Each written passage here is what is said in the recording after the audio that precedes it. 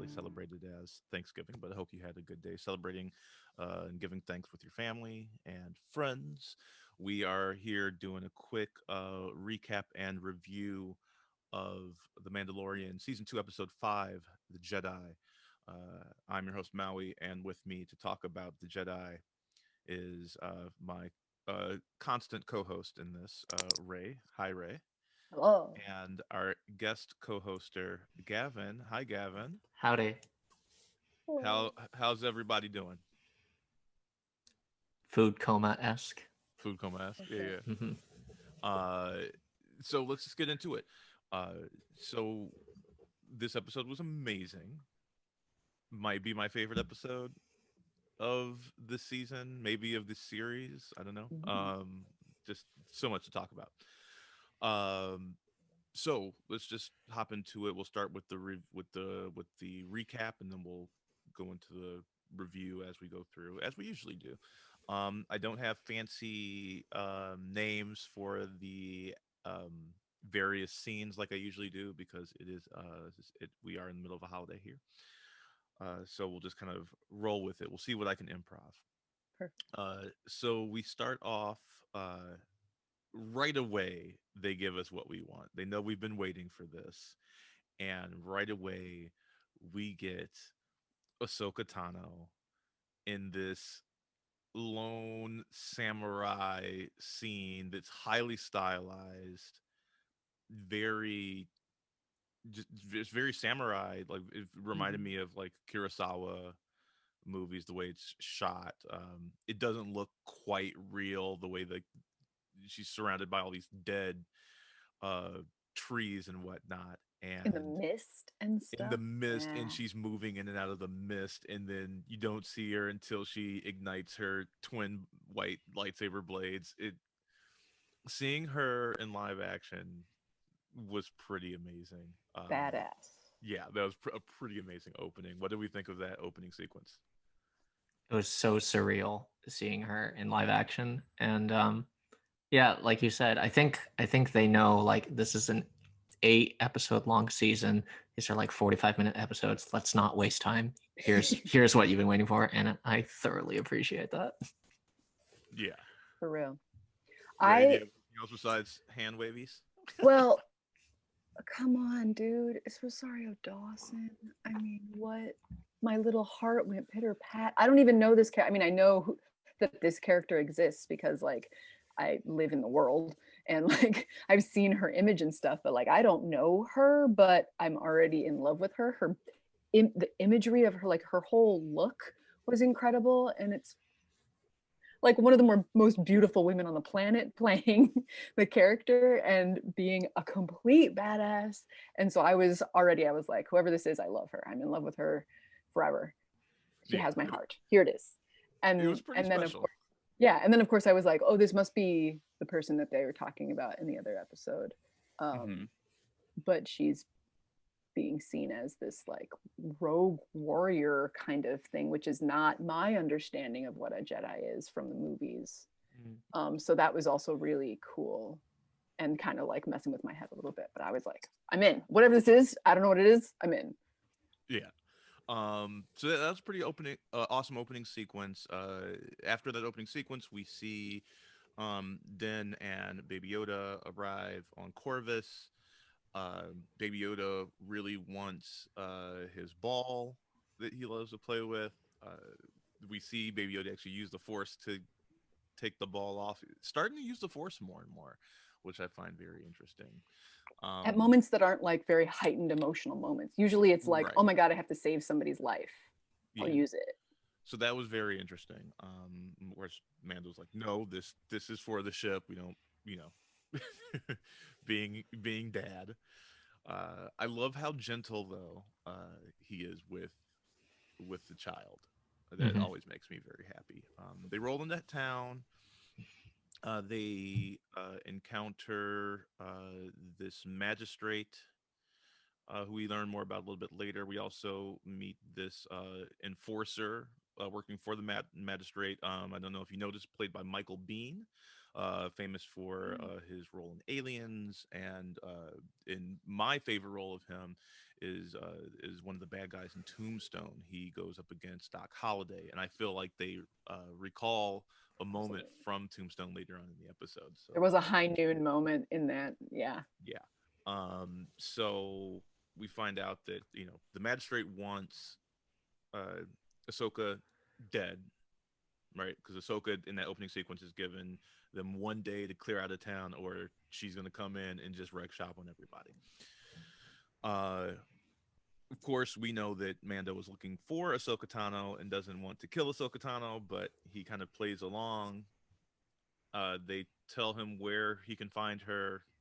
He tracks her down. We get a quick little fight sequence with them before he says, "No, no, no, Bo-Katan sent me. I'm cool. I'm a Bon Jovi fan." And then we finally get this big information dump now about Baby Yoda, right? We find out Baby Yoda's past. Baby Yoda has a name that we finally learned, Grogu. So Grogu. Grogu was a Jedi Padawan that was being trained by masters on Coruscant at the Jedi Temple.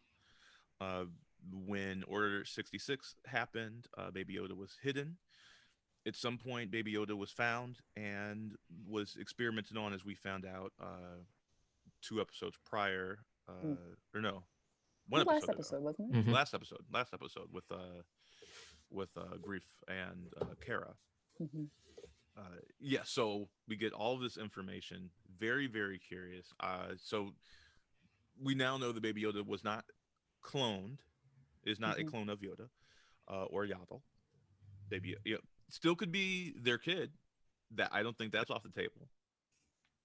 But there's a lot of information there. What did y'all think about that information that we got about Baby Yoda's backstory? My initial thought was noticing very specifically the like passive voice about how Grogu was saved from getting killed. It was like Grogu was spirited away from that and was like saved, or was like saved from it, but we don't know by whom, Mhm. and we don't know what that meant, like for their story going forward a little bit. And I was kind of like, I wonder if we're ever going to get to learn that as I well. right on that line. I like that it was enough information to satisfy us as audience members in the moment, but not enough information for us to like piece together the whole story. There's still definitely a lot more of that to unravel. I also loved that. I think it was in that sequence specifically where Ahsoka is talking to Din, the composer who's been knocking it out of the park this season. Ludwig Göransson reprises Ahsoka's theme from Clone Wars, as well as like very briefly for a second Yoda's theme, and it's just it's such a pulling on the heartstrings kind of thing. And I'm not so hardcore that I could like spot it a mile away, but like I was like, oh, that's really familiar. And after the episode, I went back and re-listened to it. And I was like, that's why it really touched me. Absolutely. Yeah. So once again, the music is doing so much work to create that atmosphere, which I absolutely adore. It reminds me of the later seasons of Rebels, where they really start relying heavily on the music cues and from A New Hope, from original trilogy, and it really starts to make it all feel connected. Right. And I feel like we didn't really get the like hardcore Mando theme until way in the end of this episode, at like that really crucial triumphant moment either. So that's kind of, I remember noticing that one. Yeah, because usually the Mando theme is pretty heavy-handed throughout. You get the dun dun dun dun dun, but it really like, didn't all come the out time. until yeah. Well, because it was the first part of this wasn't his story. I mean, exactly. well, this whole episode wasn't about him, right? Yeah. We should also mention that this episode was written and directed by Dave Filoni, our who boy created the character of Ahsoka Tano, and as well as most of the new canon, like animated stuff, Clone Wars, Rebels. That's all Dave Filoni. Cool. So it's really special to see him in the director's seat again on Mandalorian. He's also, I would say, probably like the co-creator of Mandalorian. I know we attribute it to Jon Favreau, but obviously Dave Filoni has a pretty big hand in the story of this. He is Jon Favreau's breathing story Bible, I feel like. Right. Nice. Like, I think of it in a similar way to Favreau's relationship with Chef Choi, with on Chef and on Chef Show. Similarly, in that where like Roy is taking him on a journey through food. Filoni is taking him on a journey through Star Wars, and like even though like he's the one that has to do the thing, like Filoni's standing behind him, like, "Yep, no, what are you gonna do with that character there? All right, yeah, no, that's good, that's perfect. Oh, you picked it up really fast, you know. Good knife It, skills. yeah, good knife skills. Yeah, absolutely. Um, so yeah, it's it's really good how they incorporate the elements from this show because they do it in a way that you don't necessarily have to have seen the show to appreciate what is happening on the screen. Like you're not familiar with the Clone Wars or Rebels, Oh, I'm but you not. appreciate this new character that's been Mhm. introduced. Gavin and I have watched the animated series, and so for us it has these huge implications. There's all of this baggage and attachment that we bring with us to it, so it works on any level, which is really cool how they do that.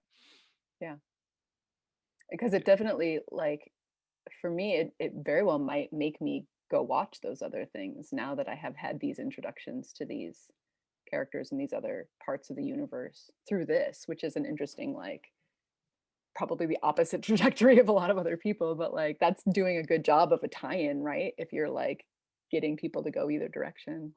Hmm. Yeah. So going from that scene, Mando was like, "Well, I can help you take them down." Right. That's our knight errant for the week is taking down the magistrate. Because Ahsoka's like, "I cannot train this kid." We get this cool force training sequence with the rock. I love when Baby Yoda, like she like floats the rock to Baby Yoda. He grabs the rock, looks at it. This is like, I can't do it. Like he got really sad. Good grief. Yeah, it looked so sad. And she's like, "Oh, well, you have a connection with the child. Like you talk to the child, and then call him Grogu." I'm still gonna be calling Baby Yoda Baby Yoda. It's you know, in my heart, he is Baby Yoda. That's what I call him. But Grogu, which I don't have a problem with the name, by the way. I heard from you, Gavin, that people had a problem with this name reveal. Yeah. Yeah, people are being salty, but I think it's a cute name. I think that it's a good balance between ugly Star Wars name, but also like, oh, what a dumb little baby, Grogu. Yeah. Yeah. Absolutely. And yeah, so I didn't have a problem with it, but I found it interesting when he's like, "Oh, you like this?" Like he knows what the child wants. They have a deep connection, which Ahsoka says, like, "You and this kid are obviously like deeply connected." You know, found that very interesting. So she's like, "I can't train this kid," and he's like, "Well, I'll help you take down the magistrate." And then she's like, "Okay." She doesn't really commit to it. You can tell that Hmm. obviously, and we know, right? Like the premise of the show is the two of these two beings traveling the universe together. So obviously they're not going to get split up. But it's a She, funny parallel though because Din similarly does not agree in exact words to the magistrate in the same way mm-hmm, that Ahsoka does not agree to Din to Mm, take up this mm-hmm, end of the deal. I also want to expound a little on the sequence where Ahsoka denies to train yeah, Grogu because there's an incredible acting beat that I really loved from Rosario, where she's saying, "I've seen what attachment can do to a Jedi, to the best of us." yes, And on that "to the best of us" line, her voice gives this little wilt, and like without having to say it, you understand like, oh, this is about her former master Anakin, who mm-hmm, she last saw as Darth Vader relatively recently in the Star Wars timeline. right. So, And pretty much one of the last times we see her is that sequence mhm. Yeah, where she fights Vader and finds out that Vader is Anakin, her old master. Because so Ray, if you didn't realize this, Ahsoka Tano is the Padawan of Anakin Skywalker, aka Darth Vader, during the Clone Wars. got it. I So definitely noticed that moment and I was like, well, wow, well, there's a story there. there's But something there. Yeah. I didn't know what the story was, but I loved that that again, that was like for me, that was a little hook to be like, I want to know Mm. more about her backstory. pretty She's much is, right? she's basically Vader's little sister, Amazing. and he taught her everything, and then went bad. She didn't realize that he went bad, and she didn't find out until he was like full Vader. And so Oof. the next time she thinks that her master died during the Clone Wars, and then she comes face to face with him and then finds out that no, like he survived, and not only did he survive, he was responsible for the death of like her family, basically, right? Like her chosen family. Yeah. It's a huge moment that they play amazingly. It like happens in the heart of a Sith temple Wow. on Rebels. It's amazing. It's such an incredible sequence, and then you don't know what happened to her Right. because the two of them are fighting, and then the temple is collapsing in on itself, and you don't find out until like the last episodes of Rebels That she's what still actually alive. that she right. Like we Wow. assume And the that she circumstances of how she survived, which yeah. is also crazy. Oh Wow. yeah, it's wild. We won't go too much into that because that's not relevant to the Mandalorian, and so same way as the Mandalorian does. Like, if you want to know more, like we highly suggest people dig into that So, show, into Rebels, into the Clone Wars. my question then on that moment when she says, I can't train him, um, is she herself not wanting to be a have a Padawan, or is it that she thinks that he is not trainable? Because it sounded to me like she thinks he has that Grogu has too much of a connection with Mando to like be able to handle his emotions in the way that you need to as a Jedi. So So Jedi are all about not having strong attachments sure. and right in managing of like passion and emotions and things like that. And it echoes what Yoda said when Qui-Gon brought young Anakin to the Jedi temple, and he's like, "Damn, this kid's very powerful, but this kid has all of this fear. We can't train this kid. We can't do it." Mhm. And I think it very much mirrors that. She's seeing in Baby Yoda a lot of the same stuff that Yoda saw in Anakin, who Mhm. was her master, and she's like, "I can't do this. I can't create another Hitler." Basically, right? It's like I see what happens when you give this much power to somebody who has been scarred like that. I Mhm. find it interesting though. I was thinking about this when I was watching it because I just finished watching all of Steven Universe, which is all about reconciliation of trauma. Mhm. How come Jedi never actually deal with that trauma? They never try and actually reconcile it. They're like, no, you just shouldn't have power, instead of saying like, no, maybe we should reconcile it and make you like a better actualized person so that you know how to manage your power. I feel like Right. Anakin was like a prototype for that. His attachment to his mother and to Padme inhibited him from following the Jedi Order in the way that they would have him lead an attachment-free life, focus only on his duties as a guardian of peace. And it was that denial from the very institution that he was a part of that drove him to the Emperor and to the dark side ultimately, right? Mm-hmm. Luke is tested in a similar way in episode 5. His attachment to his friends, Yoda warns him, is going to spell danger for all of them. If he leaves Dagobah and ceases his training earlier, it will just lead to increased suffering for himself, for Han, for Leia. And that plays out in a certain way, but we are not shown what would have happened if Luke had just stayed on Dagobah and trained. We only know the episode 5 that we were given.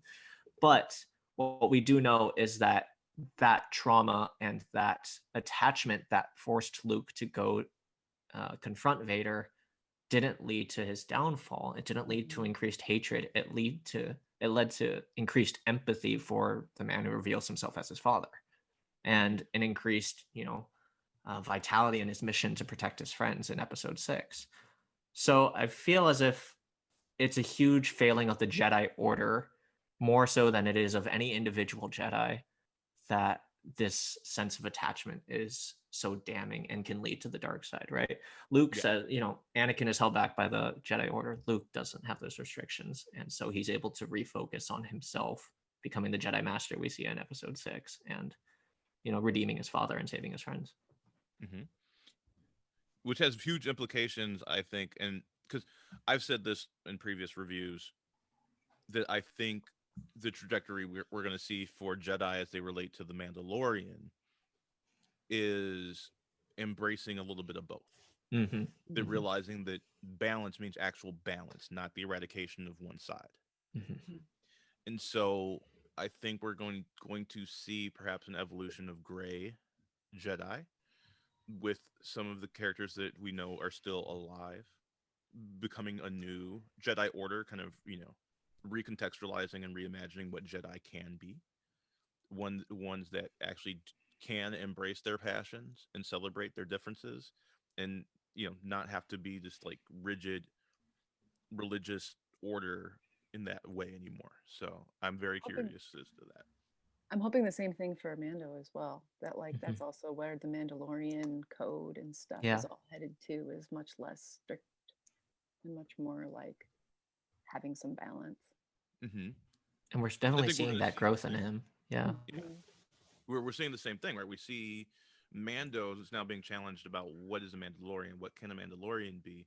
I thought we had to be rigid and keep our masks on all the time and la la la, and now that's being deconstructed in real time and before his eyes as well. So it's interesting to see these parallels between him and the Jedi.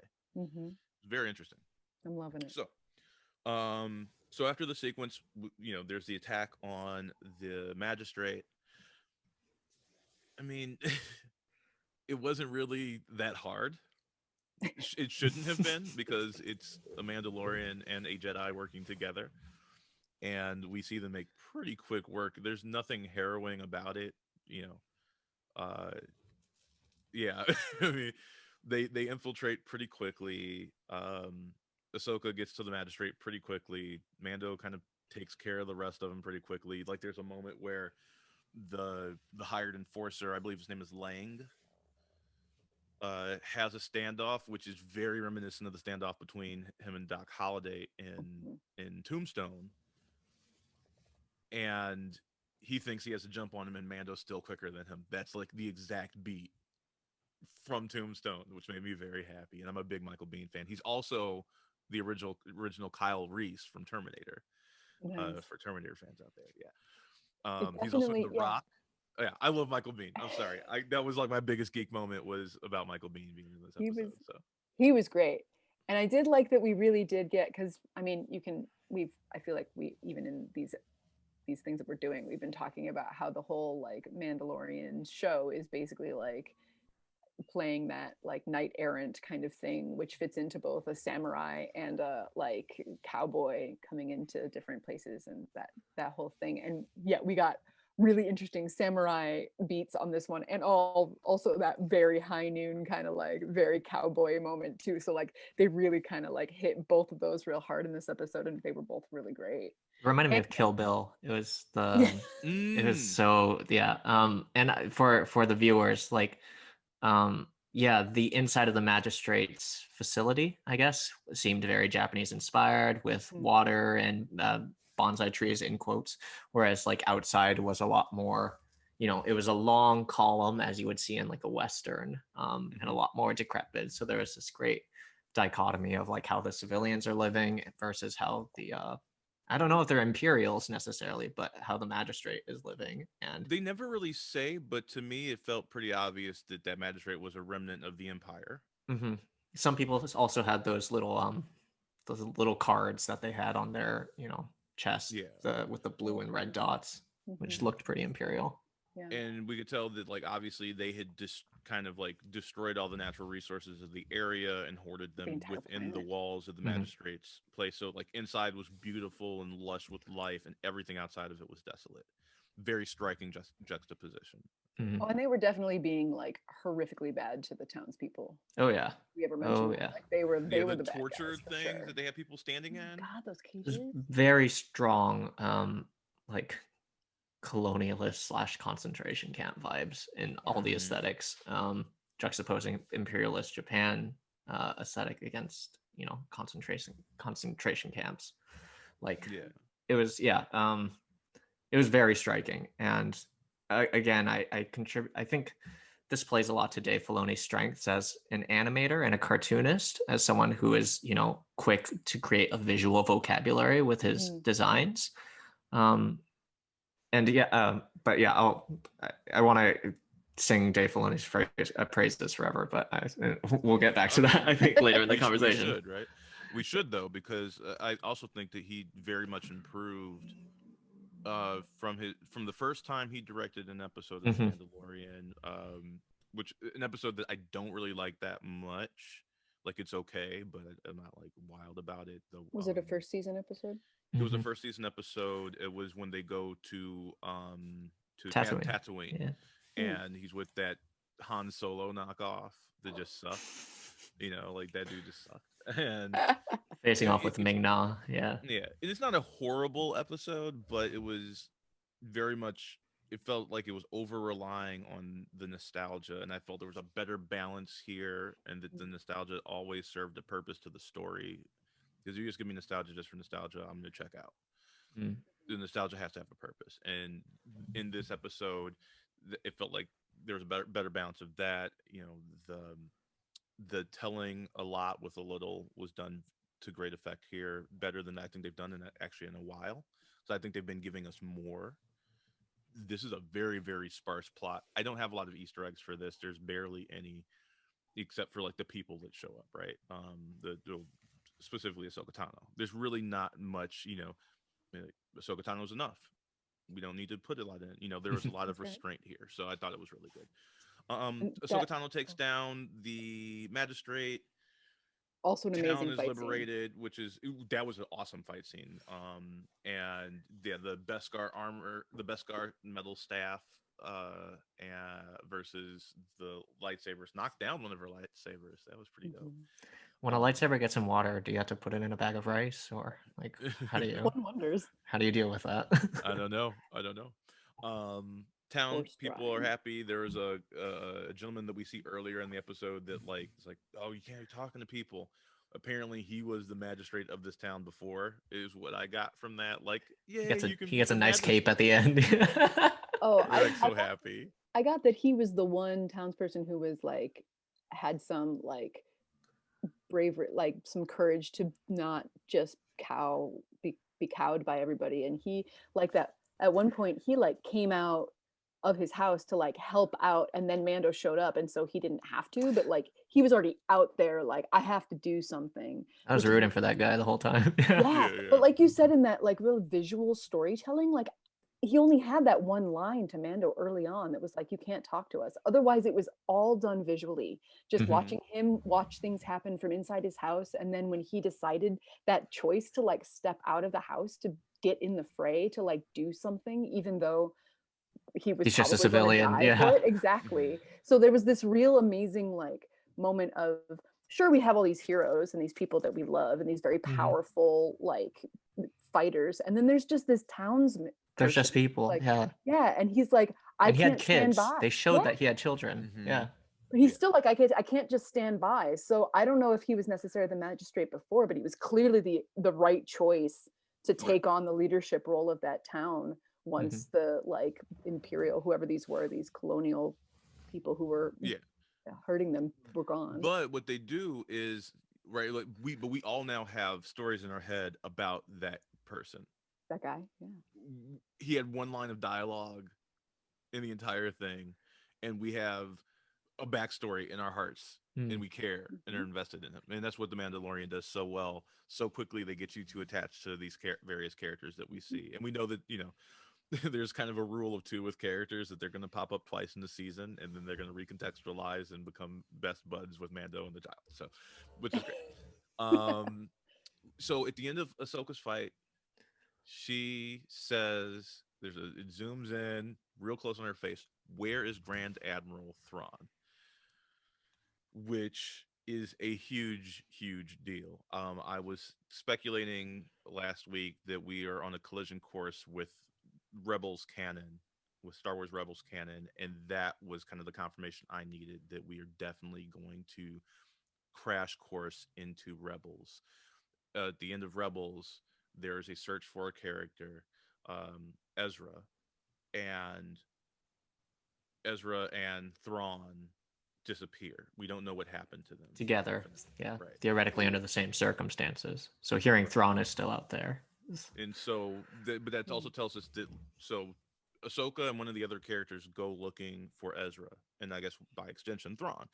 So either Thrawn escaped and Ezra's still missing, or both of them are still missing. But obviously, like something is not resolved from that. So we are going to get further resolution of the events of what happened in the series of Star Wars Rebels. Thrawn has some pretty deep history into Star Wars. So before the Disney era, Thrawn existed within the books in the Timothy Zahn Heir to the Empire trilogy. Uh, Thrawn is this wonderful villain who doesn't attack you through necessarily brute strength. What Thrawn does is he learns your culture, he learns your art, he learns what you love, he learns what you care about, and that's what he attacks. It's Mm. such a cool concept for a character. He's very soft spoken. He has a deep love and appreciation for these things, which allows him to figure out how to hurt you in the most effective way. It's That's really, really cool. scary. In Yeah. Rebels, he's voiced by Mads Mikkelsen's brother, I believe. Oh no No, way. I no, think so. no disrespect to him for not knowing his own first name. His voice work on that show is incredible, and It's the so yeah, good. And Perfect. so there's huge implications about what this could mean for the future of the Mandalorian. Yeah, we're really kind of this season is all about like throwing the fans into the larger pool of Star Wars expanded canon, mhm. and it's pretty amazing to watch how it unfolds. There's some great visual cues that are thrown into this episode as well that seem to reference a more formidable connection to Rebels lore. There's an owl that has a lot of significance to Ahsoka's own connection to the Force. Was That the owl in this episode? Did I miss the there owl? is an owl. We don't know if it is the owl, but in It's got to be Ahsoka's though. neck of the forest, yeah, there is an owl perched that's just hanging out with her. It was when S- Mando was looking for her at the very beginning, like right mhm. before they found her. There was an owl on the There's a branch. down shot from the trees, yeah, I and it's on have to the rewatch that now. It's got to be the same owl.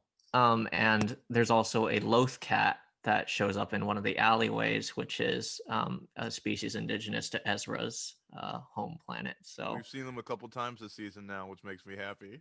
yeah, I saw each of the times that it was like showing up in the alley. I like rewound and watched it again. Like, what is that with animal? its big head, yeah, Yeah, it's Ritz big, cracker head. Yeah. big head, like really like flat, round, like circle face. Oh, Like I it's love it. very interesting. It's Like such a skinny cute. legs. Yeah. So weird. So Hmm. cool. Yeah. What a great like animal character design. Such an interesting. Right? Yeah, very interesting. I It's loved it. adorable. Yeah. So at the end, Ahsoka's like, "Look, I can't train this kid. It's just not gonna happen, bro." And He Mando's like, loves you "But too you much. said," Yeah. and yeah, and but you said like, "Look, here's what you do. You can take the baby to this temple and get it COVID tested or something, and if it's worthy, then a Jedi will turn up to, potentially train the child." Put it on the top of the mountain Yeah, Yeah, sit it up like as there. if it was like a beacon, like just let it sit there and like think about the force and it'll like send a right, message to the universe or something. I mean, that's what it felt But like. right. Ahsoka specifically says, let him decide his own fate, which is Yep. such a telling thing. Like, this baby who is barely gaining sentience is its connection to the Force strong and tenable enough that it will know to reach out to the Jedi's of the universe in that one significant moment, or will it just be cold at the top of a freaking temple mountain? We don't know. Um, Hmm. but I think that's plays to what we were talking about earlier of like Star Wars at a certain point, the characters, the audience, everyone has to accept it's not this dichotomy of good and bad. Hmm. That is the fairy tale understanding of it, which is a valid understanding. But I think this all the storytelling is pushing more towards the gray in the Force. Ahsoka is laying out a choice for the child that is either be a Jedi or don't be a Jedi. But I think there's something in between, and I think that choice in between is what's going to help. This story about a father figure and this child stay together, because Yeah. I don't think anyone's expecting at the end of this season for them to willingly part ways, Mm. right? So Mhm. Nobody wants it, but no, I yeah. Yeah. we still don't know what'll happen. But yeah, So it's yeah, and I would assume from what she said that the Jedi in question is Luke Skywalker. Hmm. good If thought. that's the case, then potentially we can get Luke Skywalker on the Mandalorian in the future, probably season 3, My baby boy, my or baby. perhaps the finale of season 2. Who knows? Like, I would say probably not in season 2. With the economy of storytelling that they use in this, I would say Hmm. that that is a seed for next season that we just saw placed. So that's the episode. And yeah, what an episode it was. What an episode it was. Final thoughts and rating for the episode. Gavin, we rate on a scale of 5, 5 baby Yodas being the best rating. So yes, so you can do 4.5, 4.72, whatever you want, 3.3, but so final thoughts and your baby Yoda rating for this episode. I'm gonna start with the rating. I'm gonna say it's a solid 4.8 for me.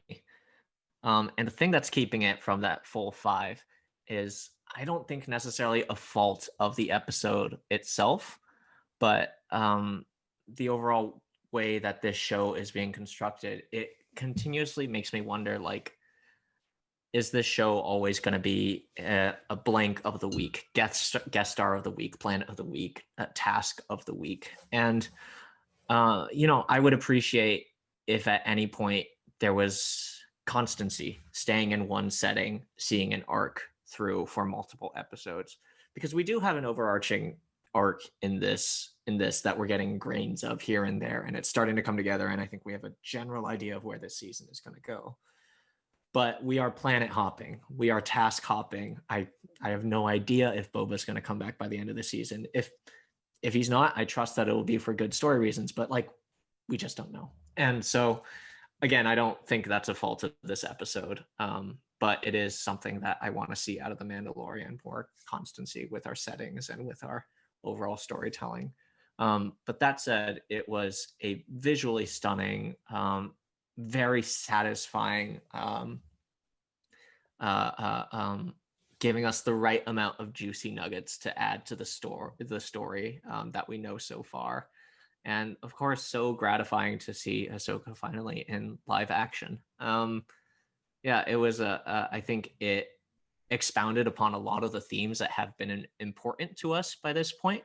Um, the relationship between Din and Grogu, um, choosing to help, uh, leaving behind your old ways, discovering the restrictions of those old ways.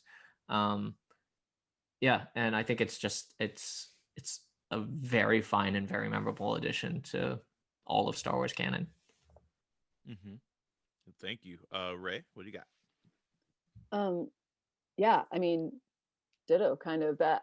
What I wasn't expecting to be watching a show that was going to make me want to watch all the other like TV shows out there that like to that it was really going to pull all this other stuff together. But it really, if what you guys are thinking it's doing, it is doing, that means it's between season 2 and season 3 I need to do some catch up, because I think I need to know, I really, but like, not just I need to understand season 3, I don't think, but like I want to, because holy shit, there's so much more stuff out there. And if they're bringing it all in and then furthering the story from there, like if we're going to deal with whoever this Commander Thrawn or whatever his name is going to be like a thing, then like I need to know that story. I need to know. I'm excited. I mean, that just like pulls me in. So, it's like what everybody that I've never gotten into the comic books of anything, but like there was nothing about MCU that like made me feel the need to read any of the comic books. But like, Mm-hmm. this is what I think comic book addicts feel when they like find some storyline that there was a tie-in and they're like, well, shit, I've got to go read all the back issues, like stat. And now I'm excited about that. Like that's where I am with this. Like that's what this episode did for me. I think maybe it was just Rosario Dawson because oh my god. But like, Yeah. but also there's so much more stuff. There's so much there, and it if it's really all going to get tied in at the end of this season, then like I'm sold, which is super exciting. And so very successful episode for them, like possibly monetarily. If a bunch of people who haven't, paid attention to that stuff before are gonna, like, good job. But also when it comes to and it was also just one of those really successful episodes of that whole like end up someplace, have to do a task to get the next bit of information, but like in a much more complex way, because there was like this initial bargain and then the second bargain and the like how all of that kind of fit together, and it just complexified that normal like stranger walks into a town and needs to fix a thing in order to move on. Like it really sort of gave us a much more interesting way of doing that. And now he's got another ally, but like in a real way somehow, not just like, the sheriff of the town in episode 1. We love you, Timothy Oliphant, but like he's never going to be like a key player in things headed forwards, but clearly, she is. So it it's just like it's taking its own sort of recipe and like complexifying it in a way that felt really satisfying. And No, no, again, the Dave Filoni's visual storytelling of it was like masterful. no, So, no. I think Oliphant's going to come back. I think I he's going mean, to have sure. another situation in the season. I need to get a team together. You want this armor back? Sure. I mean, I didn't say that he wouldn't come back. I did say he won't be as key a He player won't as be as key. she No, will. no, Come on, that would be insane. no. But and also, holy shit, this episode was just Baby Yoda all the time, all the time. We now know his Mhm. name. We know that he has all these cool thoughts about his past because she was just like mind melding with him, and that was incredible. I don't know, he was magnificent in this. Obviously, Yes. he's always Yeah. he's always great. But like this was so fun to really like Yeah. So we should to mention understand him Gavin's more. flex on the Wait, what screen it is. here of Mando and Ahsoka and Grogu. We have And we the have like stroller. yeah, Hmm. a little the Yeah. pram. This is Is that the first one or the second one? The the first one, and then there's the one that Quill makes. oh, that's a good question. I'm not sure. Uh, But yeah, these are my SH figure arts. Mando and the child, imported from Japan, obviously. And this is my 6-inch The Black Series Ahsoka that came Hot with Toys, that's Hasbro actually, which is Hasbro. Okay. they really upped their game. It's Yeah, it's gorgeous. the reissue. Yeah. But yeah, it's a toy collecting is a complicated profession. So Ray, real quick, what's your rating? Yeah, no, I think I feel actually that 4.8 is spot on for this. All right. It was real up there.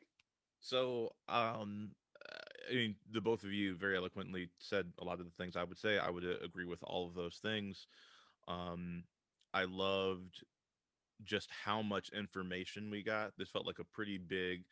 This was a pretty big boss level that we just got past, right? Mando got his Beskar staff, Mm, right? So if we, because once again, like it also very much feels like a video game, right? We got to a pretty important boss level, met a new person that gave us like the next leg of the quest.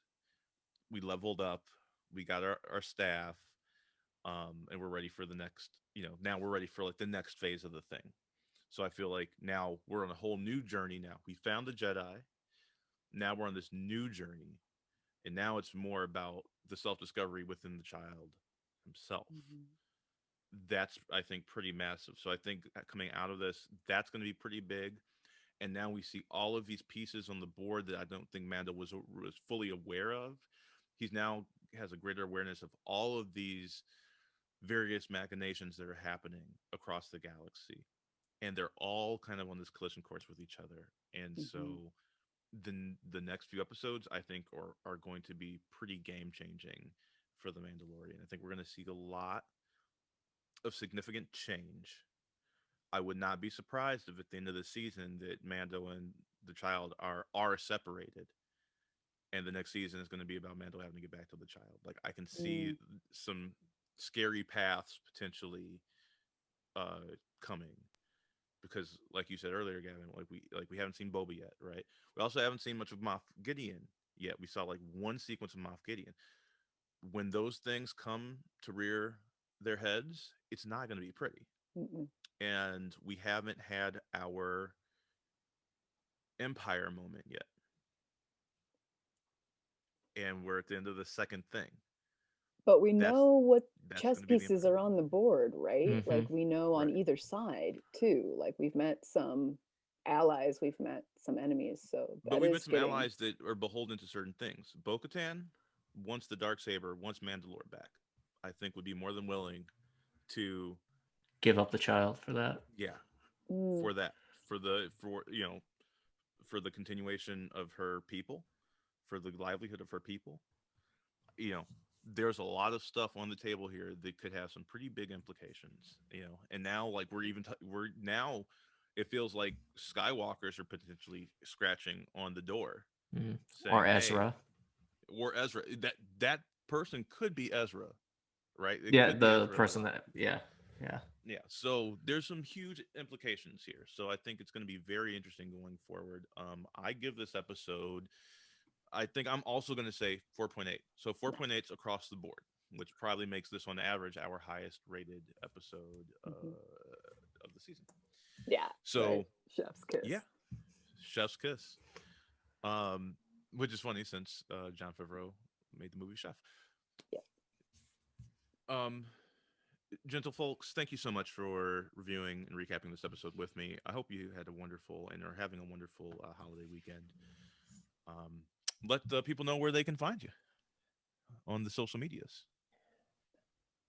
Oh, I don't. Oh. Do I hang out on social medias? Yeah. I'll plug my client facing Twitter, my audience facing Twitter, which is Gavin D Pack on Twitter at GAVINDPAK. It's mostly theater stuff. But yeah, Check if out you if the you singing series that Gavin did for I appreciate it. Transgender. Yeah, on I'm posting Fantastic. on a lot of covers on Facebook by request. I don't think there's any Star Wars musical, but if you write something, throw it my way. I'll sing it. It's All fine. right. Thank Fantastic. you, Gav. Ray, I'm Ray Van Fox on places. on all the places. And you can Mm. find me at the Reflect Media site. You can join our Discord. If you want to follow me directly on Twitter, I'm at Maui Thoughts and on Instagram at Mr. Maui Jones. This has been a dope recap and review of The Mandalorian Season 2, Episode 5, The Jedi. We will be back next week. Thank you and stay dope. Stay dope.